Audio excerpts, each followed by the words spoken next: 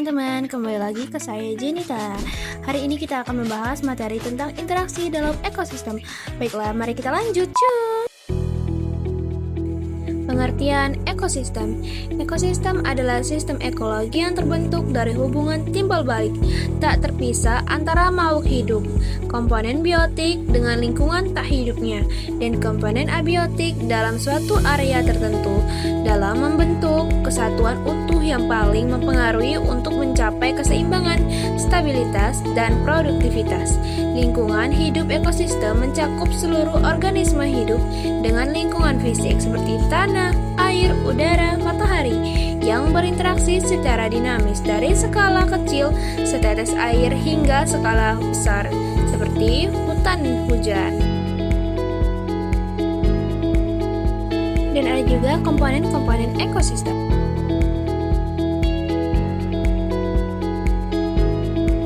Komponen biotik yaitu makhluk hidup. Yang pertama itu ada produsen, organisme autotrof yang membuat makanan sendiri, contohnya tumbuhan hijau seperti alga, dan beberapa bakteri. Yang kedua itu ada konsumen, organisme heterotrophs yang mendapatkan energi dari makhluk hidup lain, yaitu dibagi menjadi tiga, yaitu pertama ada herbivora, pemakan tumbuhan misalnya belalang, kelinci, dan karnivora, yaitu pemakan hewan lain misalnya itu singa, elang, dan omnivora itu juga pemakan tumbuhan dan hewan misalnya itu kayak manusia, beruang.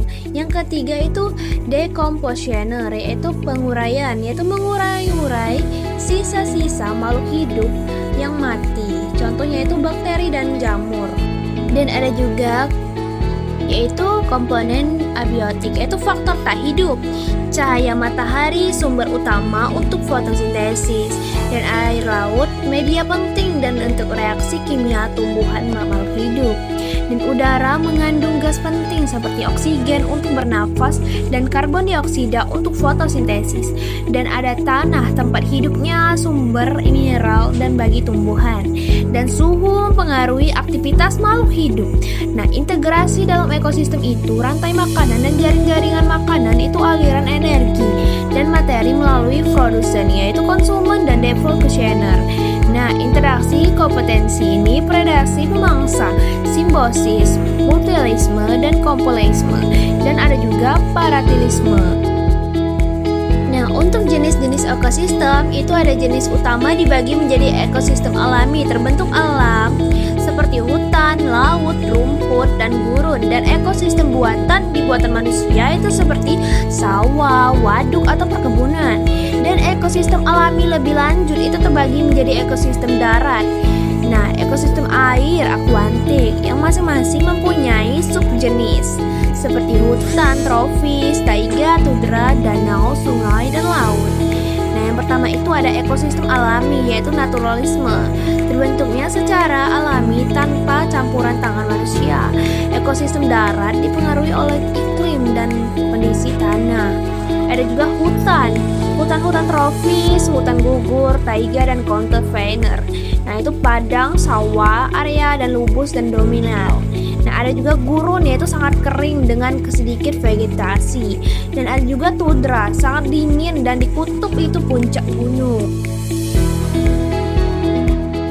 Dan yang kedua itu ada ekosistem buatan, dibuat dan dikelola oleh manusia untuk tujuan tertentu seperti pertanian, sawah, kebun, perkebunan, tebu, kelapa, dan sawit.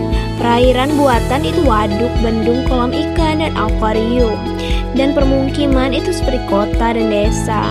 Ada juga hutan, tanah reproduksi, hutan jati, dan hutan pinus. Ekosistem lainnya itu ada juga ekosistem laut seperti terumbu karang, hutan, dan equalizer. Dan ekosistem lembah basah itu rawa, paya, dan mangrove. Nah, rantai makanan dalam ekosistem itu